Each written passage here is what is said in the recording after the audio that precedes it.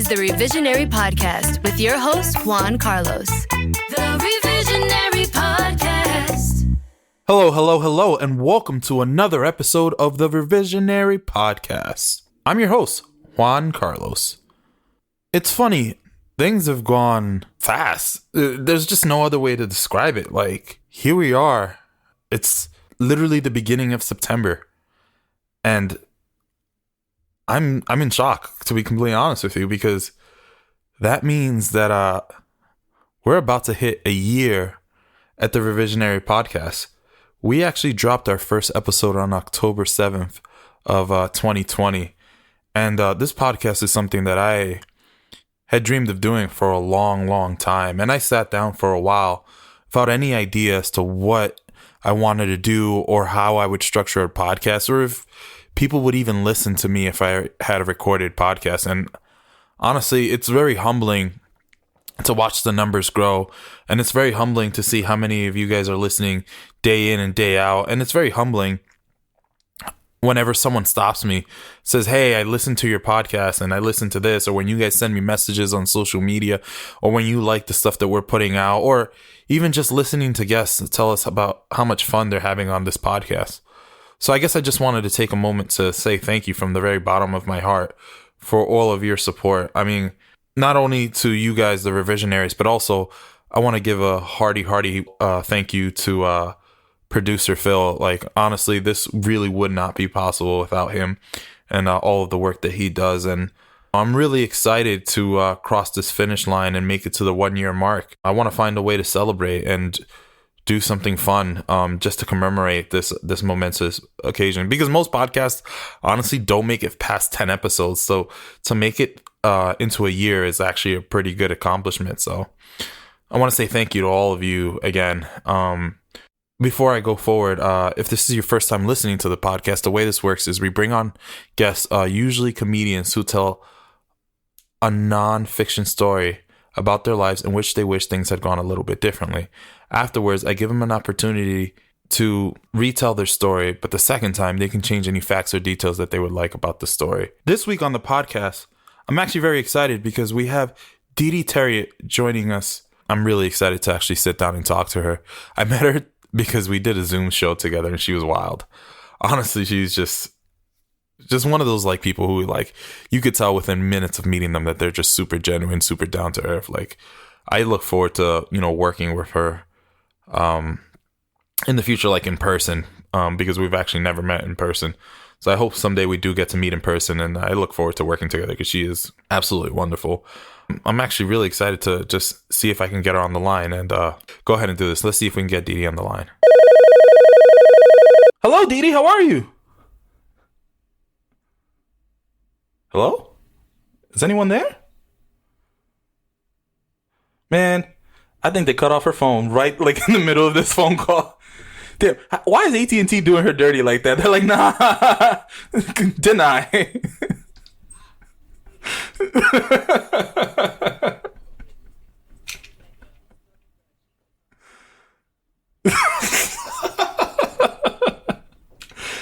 Damn, how have you been? How's your day going?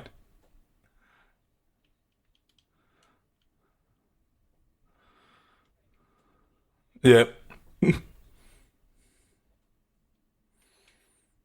You out here living your best life, huh?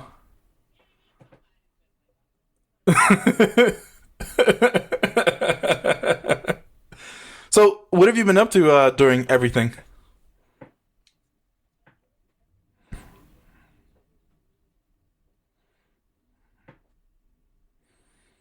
So you're not like a social butterfly?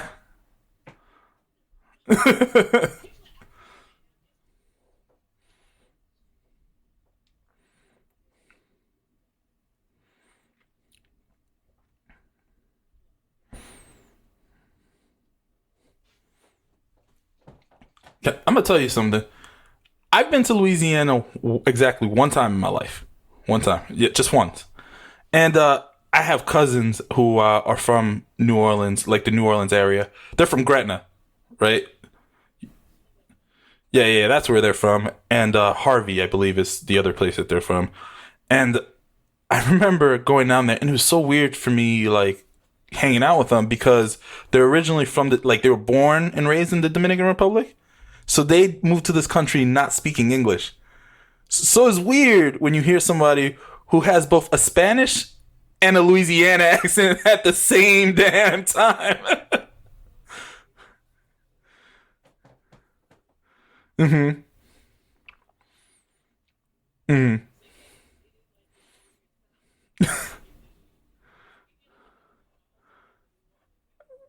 Yeah. I remember I teased my cousin all the time because he came over one time. He's like, "Yo, hand me my red sweater." I was like, "Excuse me? What did you? You're what? I'm sorry. Come on, come again." He just translated. He was like, "You know what? We just speaking Spanish from now. We are not. This is not happening no more."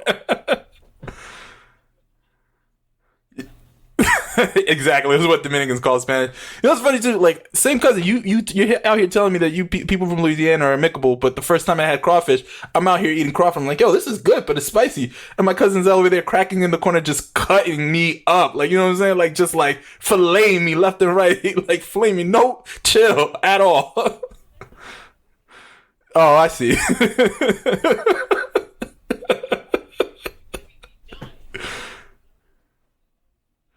So yeah, okay. So that's that Southern hospitality you guys talk about, huh?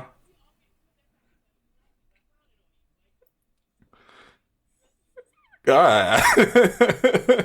Yeah, I'll say this is my last thing I will say on Louisiana because people are here to listen to you, not me. It was the first time, like going to New Orleans. I was a young kid. I was like 14 when I went the first time, right? And it was like before I knew what twerking was. Like I had never heard of twerking in my entire life because I don't think that had made it up north yet. You know what I'm saying? Like it had not made that transition. And I remember going to this like nightclub with my cousin. At 14, what the hell was I doing at a nightclub? I don't know. We don't need to talk about that though. That's not important right now. And I'm watching all these like women like holding their ankles. Let me rephrase that. These were not women. These were not women. These were 16-year-old little girls. Like, yo, your daddy need to come get you. Like, what is you doing right now? Oh, 100%. And I was very confused by the entire stuff of what was going on. I was like, yo, these women were holding their ankles and twerking. And me, the northerner, like, excuse me, like, can we dance? Like, do I call next? Like, how does this work? You know?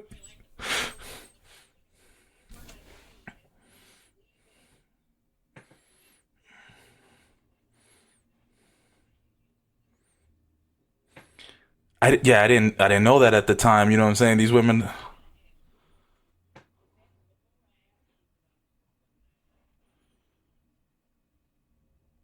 I think it was, after, cause it was '04.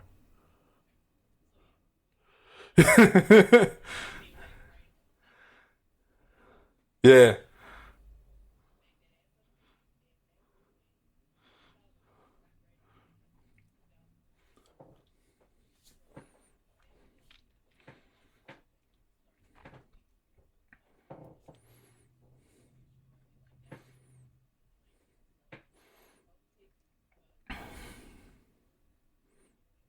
Yeah.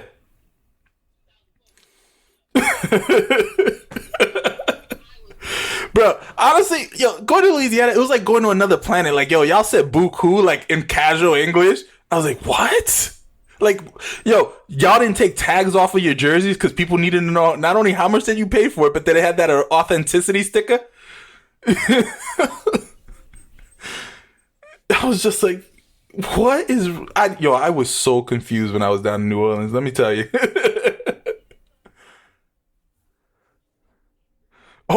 Yep. The only part of that night that like I felt comfortable was when they dropped that Ja Rule banger. I'm from New York. You know what I'm saying? Cause your boy turned up. Your boy turned up.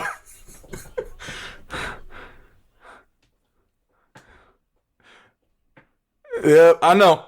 I'm out here throwing like BX signs. I'm like BX for life. No, but that's cool. I mean, but enough about me. So you've been working on a few projects, right?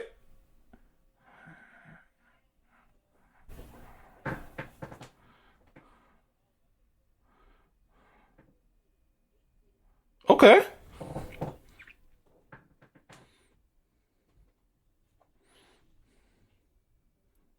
Why?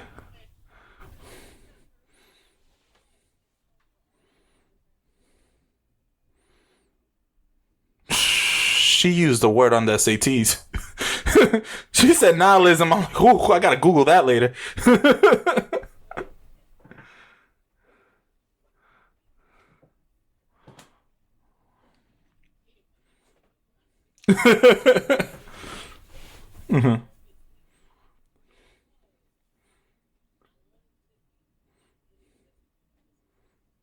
Hmm.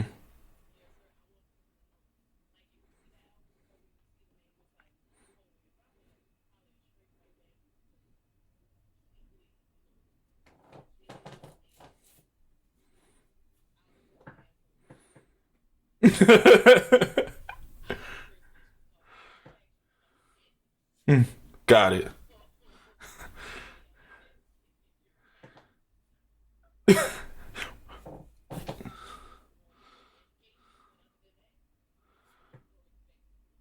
So it's just straight bars, huh?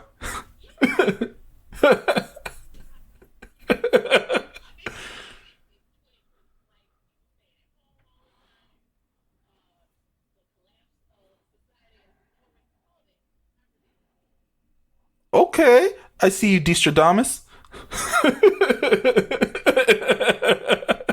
No, so you said that it wasn't perfect. So I gotta ask, what did you feel was lacking?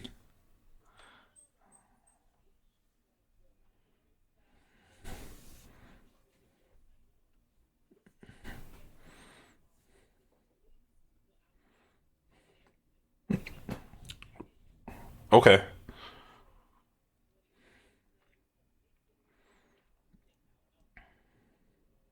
right.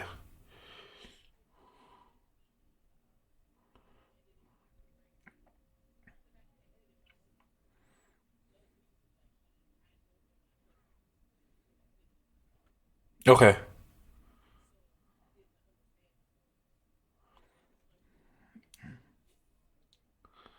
got it. Yeah, no, it's still funny. Who cares?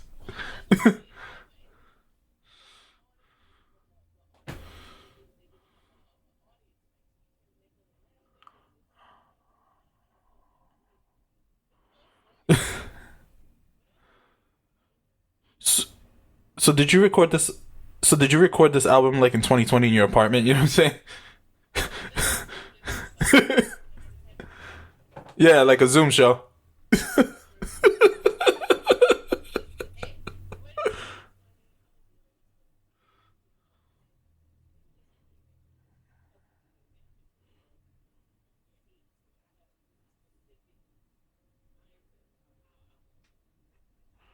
Right, right, right, right. Look, yeah, like if y'all are listening out there, like she just drops some like gems, like just little gems in there. You know what I'm saying? Like because people see like they like watch comedians and they get all the like overarching like that's funny, but they don't understand the like nuances and the little details that go into like a well crafted joke. Because you can take a trash joke that's not funny, and if you hit it with the right nuances, you might get a laugh.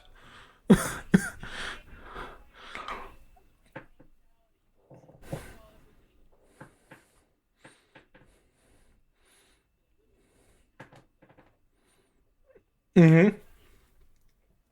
Yep. Yeah. Yeah. I was gonna say it's an art to it, but I get what you're saying. You know you right.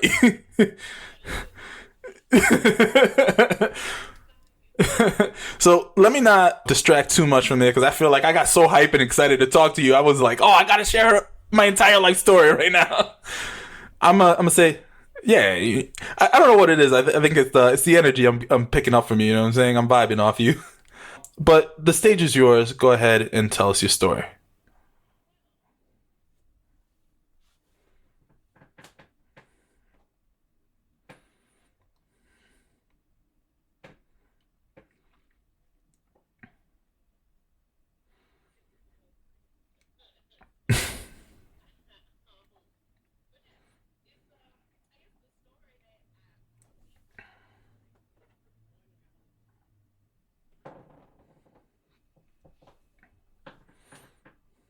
Really?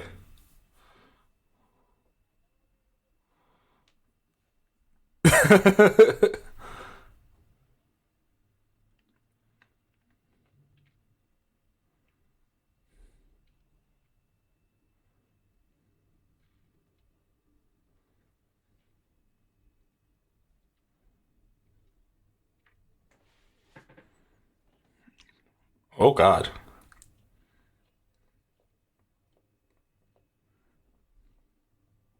Mm-hmm. Right. Mm-hmm.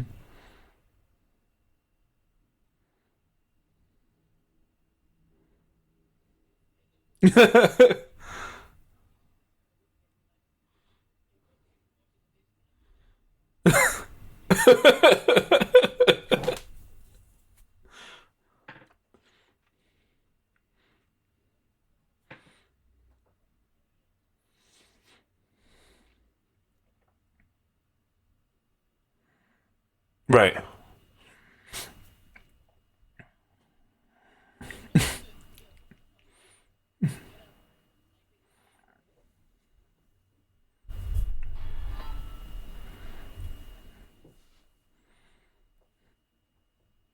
Mm-hmm.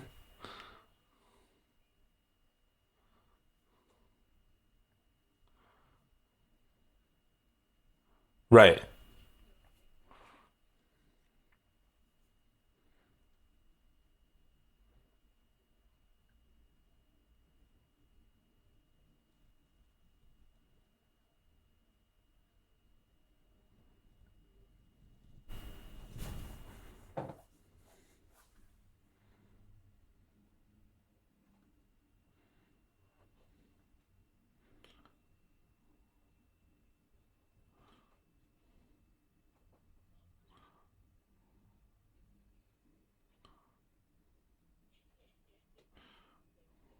Wait, let's back up a little bit here. So, just so that we can set the scene and understand what's fully going on here. So, you're from a small town in Louisiana, correct? Did you go to school in Louisiana? Oh, okay, okay, okay. I actually know that school. Super expensive. So, no, no, it makes sense. Let me ask you this then. So, for those who are listening who have never heard of that school, lay down like what it's like what it looks like, how big the student body, like you know what I mean. Like, tell us what.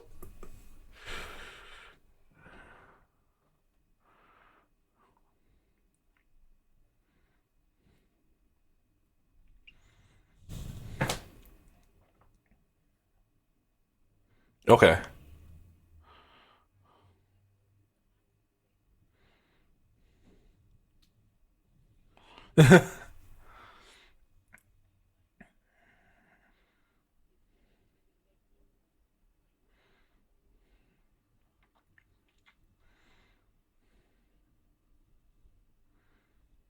Right.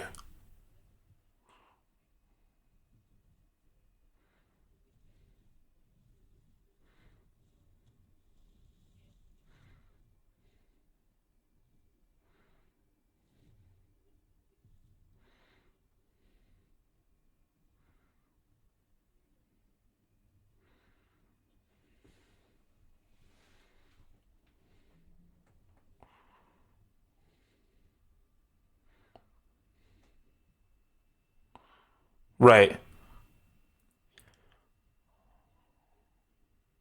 Okay. Let's back up. So, when you went to school, right? You said one of the problems that you mentioned was your major. So, what major did you end up picking, and what took you down that path? Okay.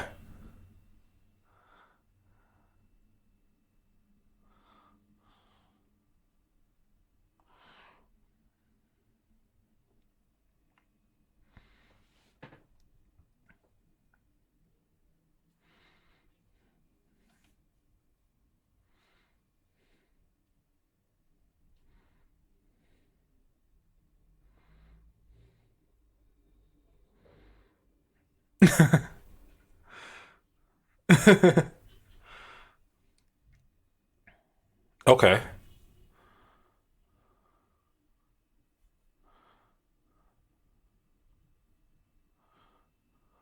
Okay. Right. Mm-hmm. So I see. So you weren't like just doing things for yourself. You were doing them to please other people.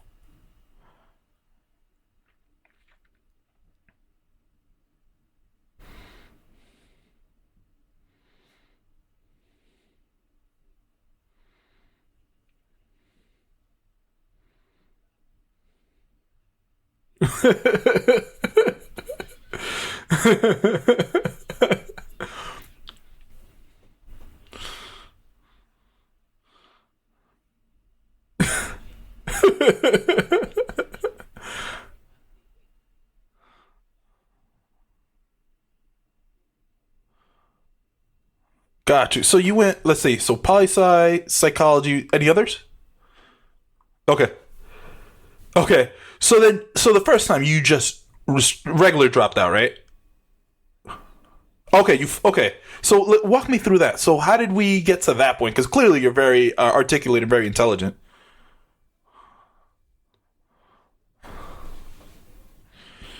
Sure. Right, right.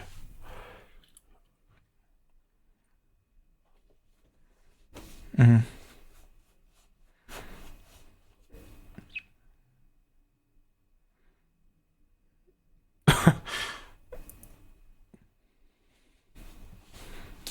Really?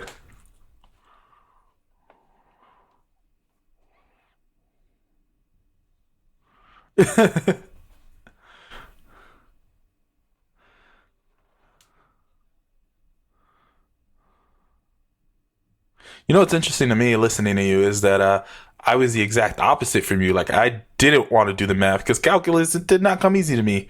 I actually just an example to let you guys know how bad I am at math. I'm so bad at math that my senior year, I'm pretty sure my high school made up a math class for those of us who are like, you should probably take a fourth year of math. Like they made up a class, like did not exist, and I know it doesn't exist. No, they called it ready for it, finite math. What the hell is finite math? Yeah, I don't know like countable math. I think I remember we had one course. I think our professor. Yeah, yeah, no, I think that's exactly what it was. Like, I remember at one point the teacher brought in rocks and we were counting rocks on our fingers. Like, this was in high school. That's how bad I am at math. But I love those like blue books because like I was like, all right, no matter what I say, as long as I can use facts from this text, because you cannot tell me that I'm wrong. I just got to be able to back up my answer. You know what I'm saying? And that I'm good at.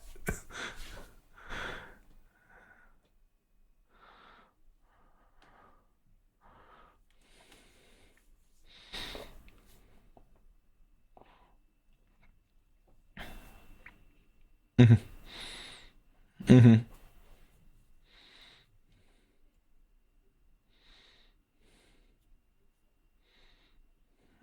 Yeah.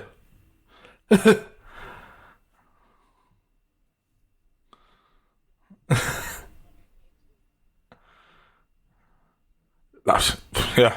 Again, you're a better student than I was because it was like one shot, one kill, done. Just send it in. So, what kind of resources that in support groups did you have when you were like becoming uninterested? Did you have a support group around you? Okay.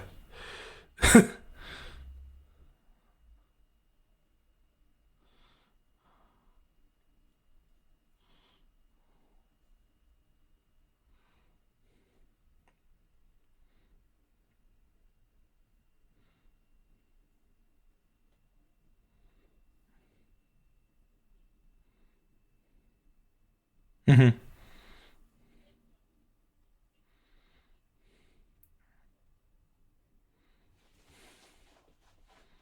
Yeah, that doesn't help. So, okay.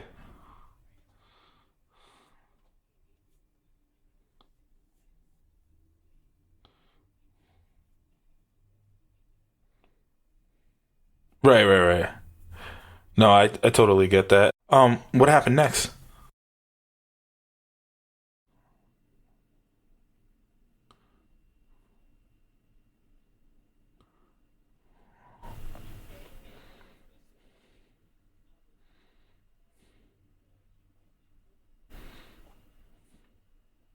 Hey,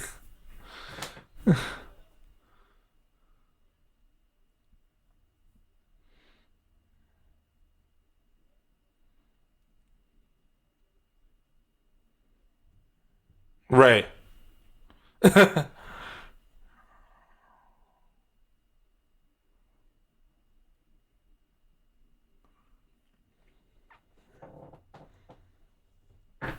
Hmm.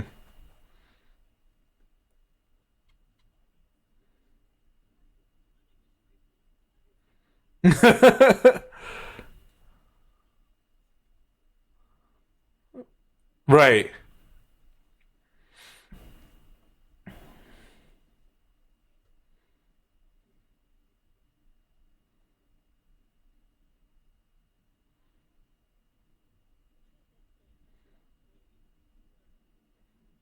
Right. Right.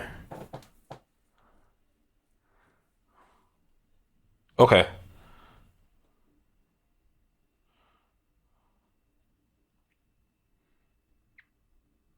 Okay. All right. So you went through. You had all your life experiences. Did you ever go back to a college to finish your degree? Okay. So it legit just ruined college for you. Period. Do you think? So, like, I don't. Let me ask you this. Maybe this is too pointed a question, but do you feel that your experiences would have been a little bit different if you had gone to an HBCU? Uh huh. Okay.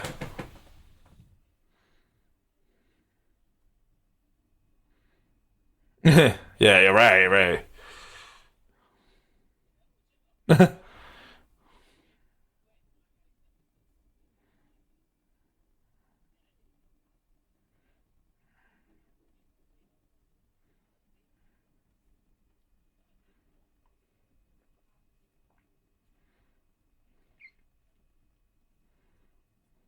Hmm.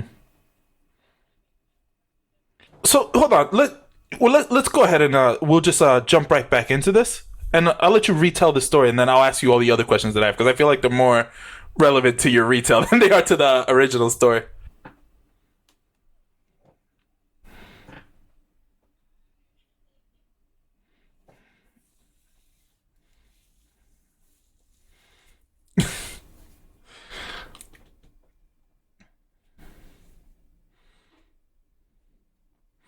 Okay.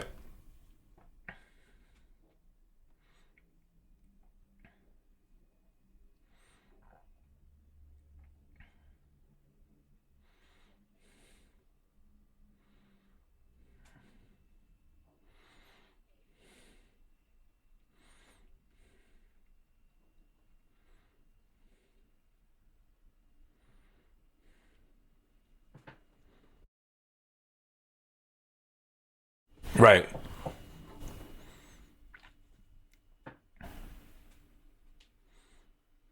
Okay.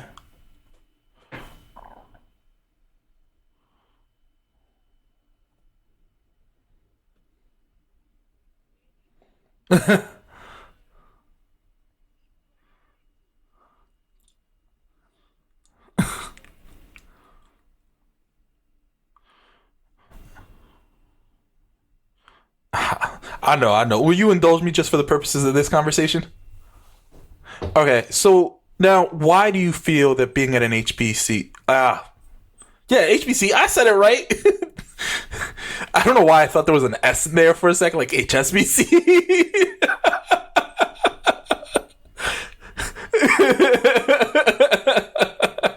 I had to like spell out in my head. I was like, yeah, no, what's the stand for? Got it. Oh, okay, cool. We there.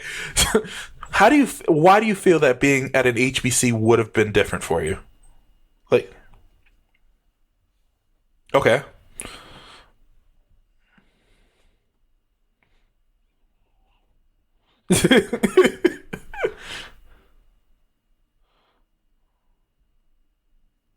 Okay. Why?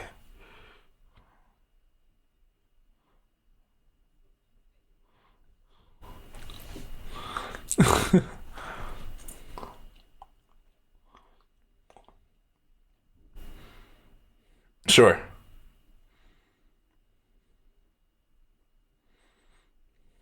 Mm-hmm.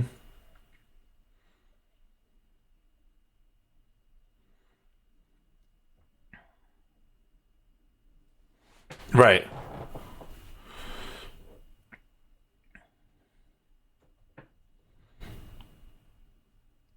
Oh, you knew him.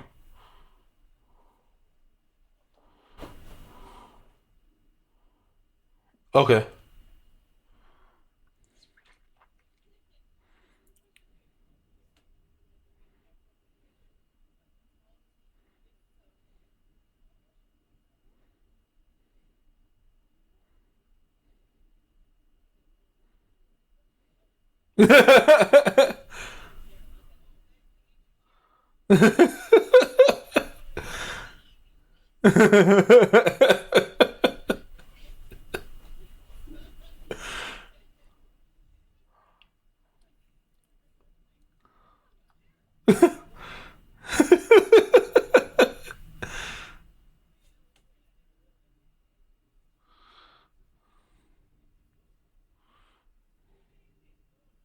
I mean, he made it. Good for him, right? It's pretty cool. So let's change directions from the HBC for a second and ask, like, do you think you would have been a little more comfortable at a state school like LSU?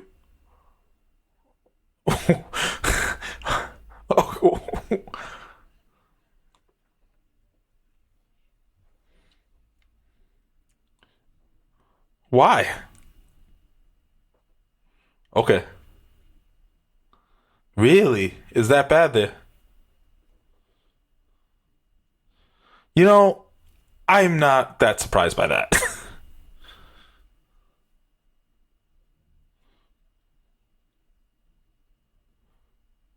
Okay.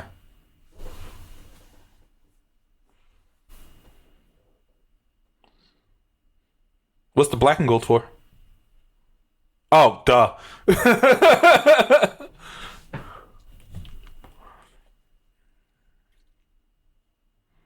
Ooh. Oh, I see. Because Alabama's a lot less racist.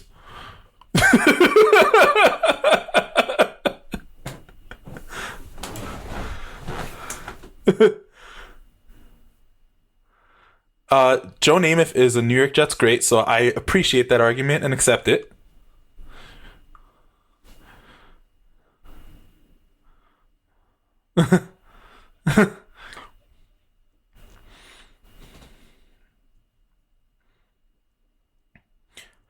Okay, because the reason why I'm asking is because it seems like some of it was you mentioned how the student body was a little out of touch, and I find that state schools tend to attract people who are a little more in touch. If you get what I'm saying.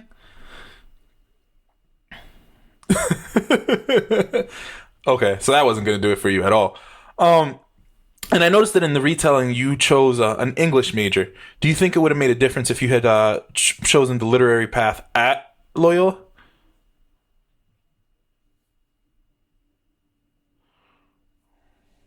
Right.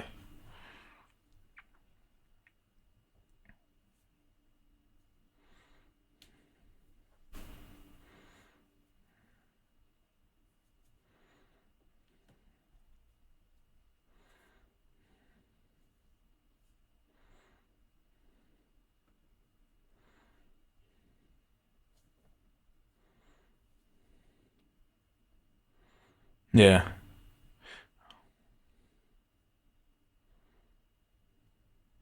Right, right, right. Or like start producing your own stuff until people get hip to you.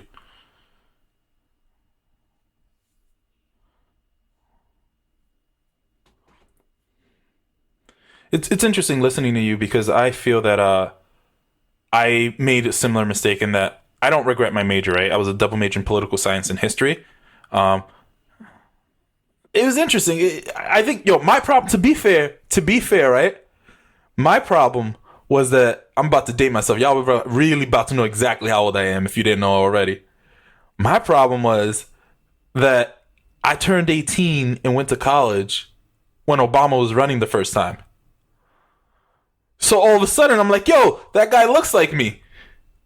And I'm like, oh, okay. So we in this. So I was like, yo, I'm going to be a poli-sci major. I'm about to get that senator salary, full government health care. You know what I'm saying? Like, yo, yeah, like, yo, I was like, I'm getting this bag. Like, what's up?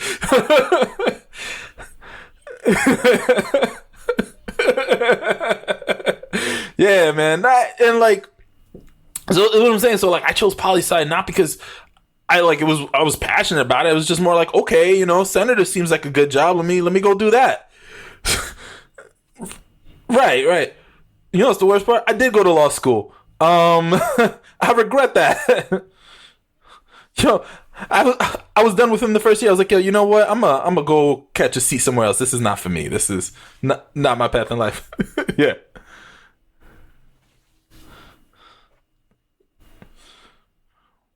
Right. Uh-huh. Mm-hmm.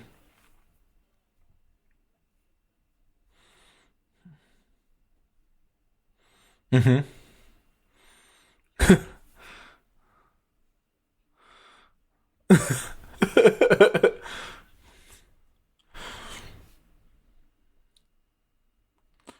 I remember, yo, this is a true story. I remember sitting in law school and a third year, like a 3 hour was looking at me and we're like just sitting there. And I went to law school in Florida, which was my other mistake. Because you know what it's like to live in a place so like perfect weather-wise and you're stuck inside trying to study? And like I remember we were sitting in like this like atrium area, and there's this like man like with like earplugs just mowing the grass like across on the other side of like this like lake or pond or whatever. And this guy looks at me and goes, "Do you think that guy knows how good he has it right now?" Yo,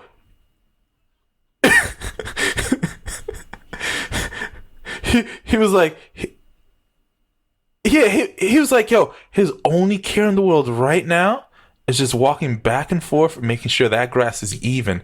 He doesn't have to worry about anything else. Just walk back and forth. That guy has it made.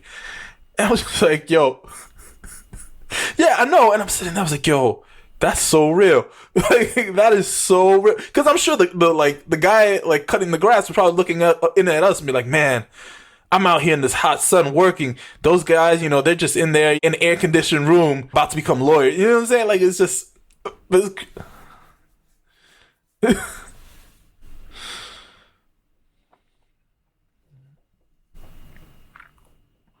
Sure.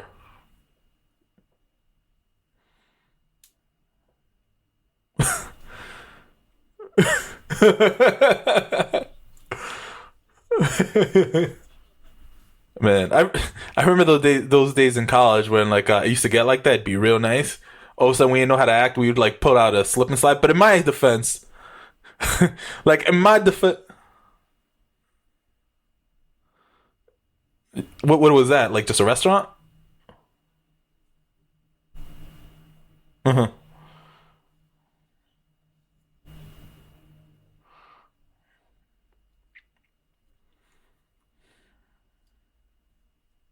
Yeah. No, that's nice. That's nice. But I'm saying, like, you guys had the nice weather all year long. Like in New York, the reason why we all of a sudden forgot how to act is because, you know, you go through 6 months of living in Siberia, you know what I'm saying? Like, it's just cold. All of a sudden, the sun peeks out. You're like, hold up. I don't know when this when the sun coming back. We doing this now.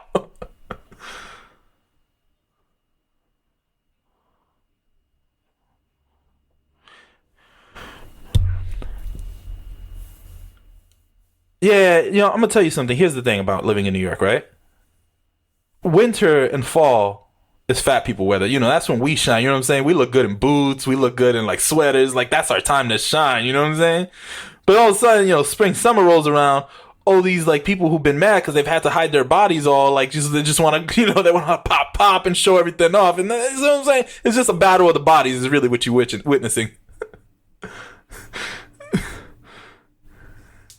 Yeah, yeah,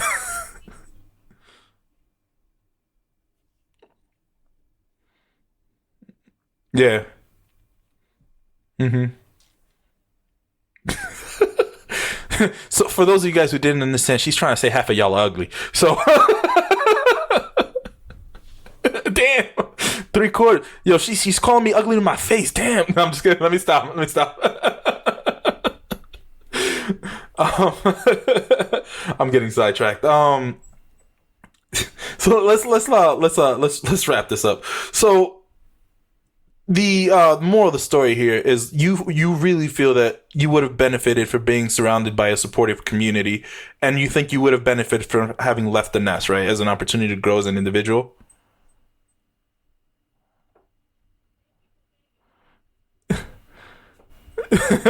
It's what I get paid to do on this podcast, right?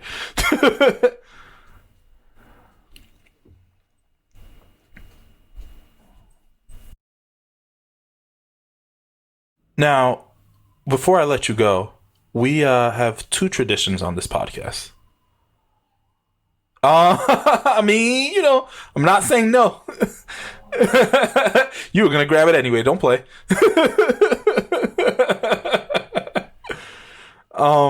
The first tradition is we like to highlight a charity or an organization. That usually we like to pick one that our guest is passionate about. Do you have a charity, cause, or an organization that you're passionate about?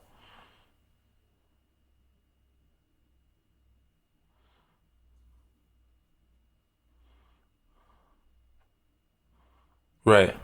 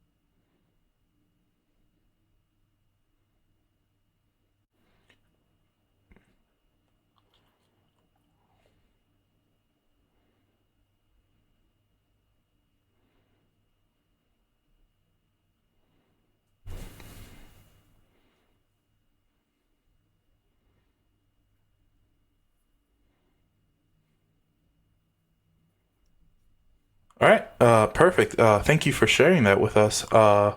The next tradition that we have on this podcast is we like to ask our guests to share a quick childhood story that puts a smile on their face or just generally makes them feel warm inside when they think of it. So the first thing that comes to mind. Ooh. Mm-hmm.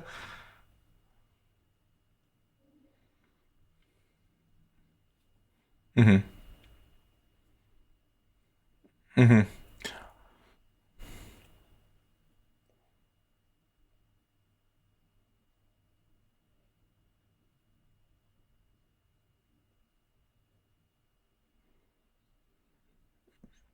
Mm-hmm.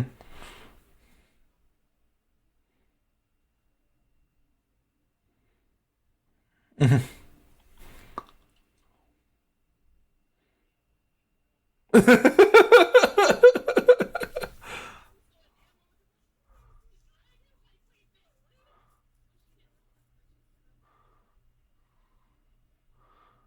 Uh-huh.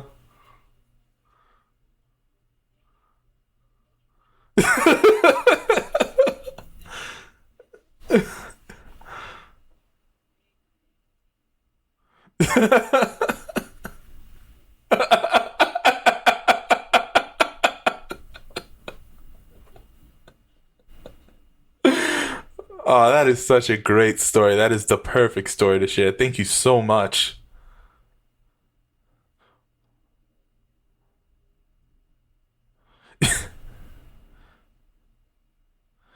Yeah, it's funny. Like the revisionaries will tell you on a lot of the episodes, I've had to like continuously tell people I'm not a therapist. like I'm, I'm really not a therapist. Like not only like I tell people, not only am I not a therapist, I've never been to therapy. I have no idea how therapy works. Like I imagine I have ideas of what I think it should be like based on TVs and movies, but I don't actually know. You know what I mean?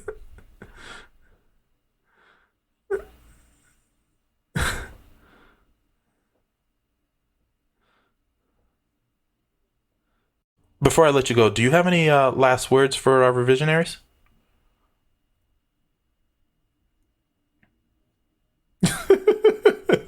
And where can we follow you?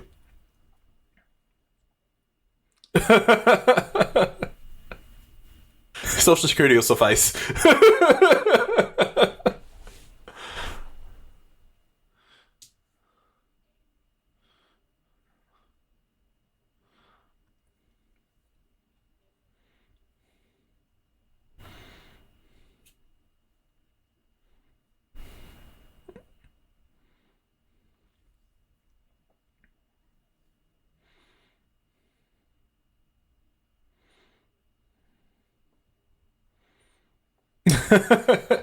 Well, thank you so much for coming on the Revisionary podcast.